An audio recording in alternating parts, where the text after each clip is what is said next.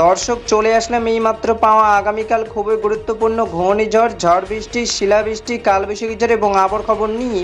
দর্শক আজকে ভিডিওতে জানিয়ে দেবো আগামীকাল 24 ঘন্টায় কেমন থাকার সম্ভাবনা রয়েছে বাংলাদেশে 8টি ভাগে 64 জেলা আবহাওয়া পরিস্থিতি, এবং আরও জানিয়ে দেবো পশ্চিমবঙ্গে কোথাও কোনো বৃষ্টিপাতের সম্ভাবনা আছে কি না। দর্শক আপনি যদি আমাদের চ্যানেলে নতুন দর্শক হয়ে থাকেন তাহলে চ্যানেলটিকে সাবস্ক্রাইব করে পাশে থাকা বেল আইকনটি অন করে দিন। তো চলুন এবার জেনে নিই এক নজরে। দর্শক ইতিমধ্যে গত 24 ঘন্টায় আবহবিদ বাংলাদেশের সর্বনিম্ন তাপমাত্রা রেকর্ড করেছেন ঢাকা বিভাগে 38 থেকে 39 ডিগ্রি সেলসিয়াস, এবং পশ্চিমবঙ্গে আবহাওয়া দপ্তর সর্বনিম্ন তাপমাত্রা রেকর্ড করেছেন কলকাতায় 37 থেকে 38 ডিগ্রি সেলসিয়াস।